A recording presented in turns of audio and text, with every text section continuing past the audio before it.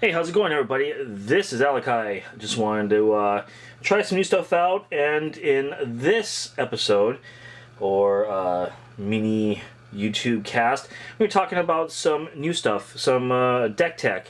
Don't often do them because I'm not really into the whole metagame thing, but I do feel it's kind of important for us to talk about now and again.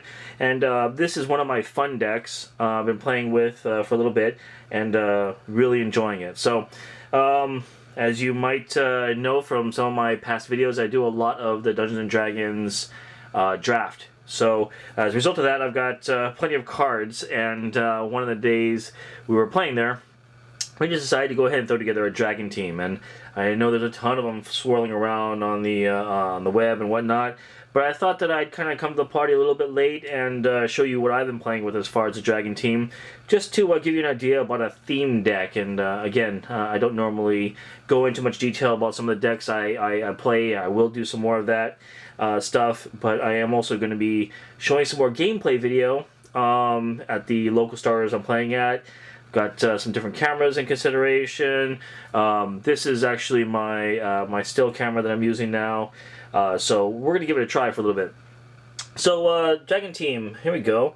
So first of all, we're going to use Lord of D. For those of you who haven't recognized don't recognize a couple of these cards, it's from the Yu-Gi-Oh set. Lord of D, Dragon Protector, Ring of Magnetism. This combination is effectively and affectionately known as going to be the Lord of D ring.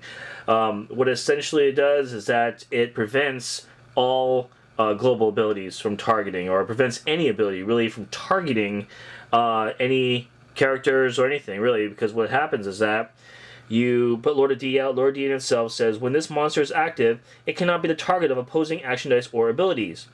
Alright, and the ring, it says play on a monster. Your opponent's action dice and abilities can only target that monster. So once you target your Lord of D, all of a sudden you have no ability to target anything. So that means all the opponent's players' Psylocks shut down.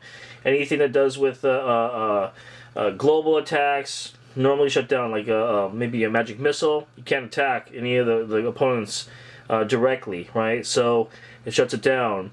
Anything that would normally target, maybe some of the latest meta is going to be with the Hulk magic missile pinging itself. Not going to happen. Nova pinging, nope, not going to happen, because it can't target. Even the opponent cannot target their own creatures. So shuts all that stuff down, and it's really effective. But the reason why I'm also playing is that Lord of D itself has another opportunity here, another face. Your monsters with dragon in the name cannot be the target of opposing action dice or abilities. So Lord of D, or the Dragon Protector, at a 4 cost, also protects dragons in the field. That's really effective, because sometimes it's actually hard to get these two to be equipped with one another. So have Lord D out and get the Ring of Magnetism and be able to equip it. It's kind of difficult sometimes. So one thing that I normally do with my my teams is I always have some kind of control element to it. In this case, that's a control element. Why? Because I wanted to have the Dragon Protector kind of use its abilities for some of the other characters. Then I also want to have some kind of removal. I think it's important. I'm going to go ahead and drop it into one of my my other playlists in the explanations and discussions and the beginner videos about what kind of I do to create a deck. And some of the things, definitely control elements and definitely a removal element. And normally my removal element is Quanon. Why Quanon? Well, I'm going to tell you right now, Quanon is a workhorse. You can't get much more of a better, more efficient character than Psylocke Quanon the Assassin. For those who are wondering why. Why? Because for the time being, 2 in a mask is super cheap, and masks are extremely useful. You're going to be able to use Ramp into Professor X. You're going to be able to use Distraction, Relentless, all those types of mask type of rings. A lot of the different opportunities occur as a result of masks, and if you don't roll the assassin itself, you can hopefully roll a mask energy type, so you can fuel some of these other different strategies you get, right? That's why I'm using Psylocke. Now we get into more of the heavy hitters, if you will. I'm playing Half Dragon, which is kind of what I would consider to be an enabler card or utility card. The reason for it is because once you field Half Dragon, Paragon Humanoid, it actually lowers the cost of the dragons by 2 to a minimum of 1. So while active, dragons cost you 2 less to purchase to a minimum of 1. And then another, while active, when you field the dragon, you may purchase an action die for 3 less cost, minimum of 0. Awesome. Why? Well, because all of a sudden I'm getting Ring of Magnetism for free. That's right, for free. I'm going to go ahead and pull these rings for free. If you have magic missiles, you're going to get those for free. You're going to reduce those costs. It's awesome, because this card right here, the Paragon, specifically states minimum 0. That means you're going to get rings and action dice for free. So that's awesome. Other times, such as the Red Dragon, when you're using the global ability, once per turn, pay a bolt. When you purchase your next action die this turn, it costs 2 less, minimum 1, and you deal 1 damage to your opponent. Now, while that's great, while it's still a good ability, you still are paying 1. So you're going to cost you 2 dice every time to go and field get a 3 cost action, right? Because you're going to pay that. You're going to pay the bolt. You have to have a bolt. Then you're going to go get 1 more. Hopefully the Ring of Magnetism will reduce that cost, and you can get that for 1. So you're going to pay a bolt and something else, and you get the ring. Whereas Half Dragon's going to get that for free every single time. Well, speaking of Red Dragon, with Half Dragon fielded, all of a sudden I'm getting this guy for 5. Now, a dragon in all rights is great, but a Red Dragon for 5 with a breath weapon of 3 is awesome. Why? Well, because he's a Red Dragon. Set them in the field, and as level 3, he's a 3 cost, 8/8. It's ridiculous costing. It's got the ability to also say, while active, once per turn, when you use an action die effect, you may use a second copy of the effect. So magic missiles are hitting now for 4. Bam, bam, bam, just constantly hitting. It's all over the place. And then you also have the breath weapon of 3. Cost of 3. When you attack, pay 3, do 3 damage to all the creatures on the board. Then you're attacking for 8. And of course the opponent too is going to get hit 3. So Red Dragon, extremely efficient. What a beatdown card. This is getting condition. This is the ender. This is a win condition for sure, but hey, some people are going to know about Red Dragon, right? Some people are going to go and lock this guy down. They're going to stick maybe a Cerebro on there, make him cost a 5. Maybe they're going to do a Jinzo. No, Jinzo's going to cause a little bit of a problem with the global, but maybe they're going to do a Loki, lock him down, so you're not going to be able to field him. So there's a lot of ways that people are taking care of dragons now, and you might want to be careful for that. So in that event, I also have another creature on here, the Blue Dragon. And I know I'm switching, moving around a little bit here, but the Blue Dragon, breath weapon of 1, is only at 4 cost though. While active, whenever you use an action die's ability, choose an opposing character. That character can't block this turn. Wow. So it's got a built-in Relentless. So your Magic Missile, again, you're buying Magic Missile with Red Dragon, you're going to be able to use it. You're going to use it on your opponent, and then all of a sudden you can avoid getting blocked by something of your opponent's character, so you're going to get in for a nice attack. So he's also got breath weapon 1, so you can do 1 damage to your opponent, 1 damage to all the creatures on the field. Plus, at his level 3, he's a 6/6 for a 2 cost. 6/6 for a 4. Wait, energy is a bolt? Well, that's funny.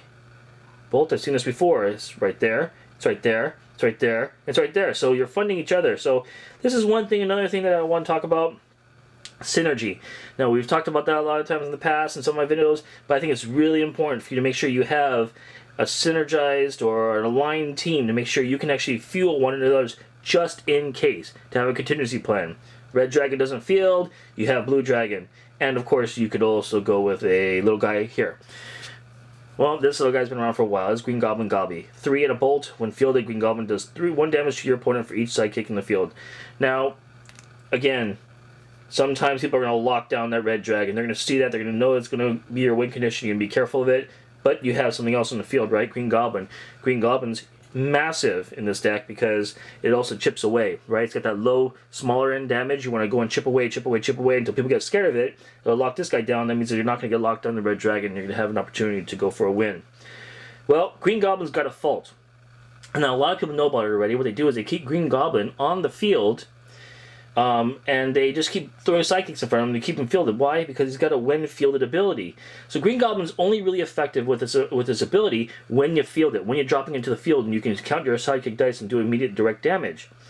But a lot of people are onto that. They've been around for quite some time, so you gotta be careful of it because they're not gonna ever let this guy come off the field. Well, we have a guy to kind of help with that, and it just so happens to be another dragon. This is Blue Eyes White Dragon, 7 and a bolt. Once per turn, you may knock out one of your monsters to give this monster +3 attack. Wow. Knock out a creature to get 3 +3 attack. This guy's already a 3 cost 8/7. Means you're gonna hit for 11 if you have something coming out and this guy's gonna come in. But you don't just use him for that, right? You've got a global ability on here. Pay a bolt. Got some bolts here. and knock out one of your monsters to reduce the cost of the next die you buy by 2 energy. Oh my god. So you're telling me that if I have a green goblin fielded, I can knock him out by himself, so I can get him into the prep area, I can field him again and go for the 1 fielded ability, and I can reduce the cost of my next energy buy by 2. I can knock these guys out. I can actually fuel these guys. If I've got half dragon fielded and I want to buy a red dragon, I'm going to knock one of the guys out. I'm going to knock it down to 5. Half dragon's knock down 2 more. That means I'm getting a red dragon for 3. I've done it before. Done it several times. Guys, it's not very hard. Blue dragon, blue eyes white dragon is awesome because it doesn't need to be on the field. You can use that global. You can get that, drop that cost down. Just get that half dragon fielded, and all of a sudden you're knocking down your dragon creatures by 4. Blue Dragon's not going to field to 4. Blue Dragon's not going to go for free, though. It's knock it down by 2 energy. When you don't have the ability stated, it's going to say it's going to be to a minimum of 1. So you're going to field your Blue Dragons for 1. Your half dragon doesn't count towards that, but you can actually get a Blue Eyes White Dragon for 3. Your Red Dragon for free. Amazing. One thing I do struggle with, though, is getting these two connected. It is more difficult. Sometimes it takes some time, and I've often considered to go ahead and remove it, but in the case that we have right now, where there's a lot of magic missiles just kind of fueling all over the place, you do want to kind of have a ring out, and you want to make sure you stick them on something if you're not going to put it to the Lord of D's. So make sure you take into consideration. Another small thing to take note of is that the Ring of Magnetism, it's not equipment. Even though it sounds like equipment because it's ring, but it's not equipment, right? So you just put it on a monster and you're fine.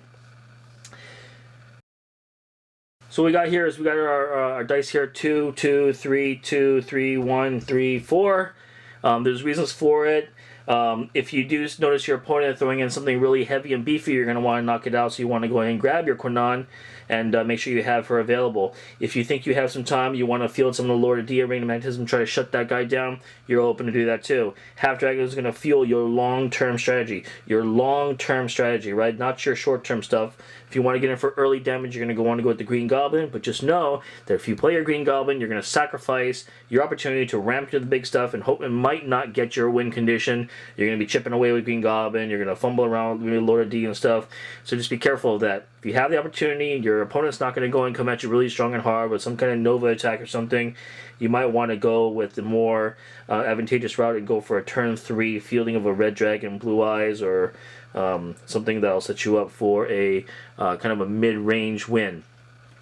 This is not a short burst aggro team, which I normally like to play. This is what you might want to call an aggro team with some elements of control. Guys, hope it helps. You take care. Let me know what you think. Like and subscribe if you can. That'd be awesome. Really appreciate it. Keeps me going. Thank you again. Take care. Bye.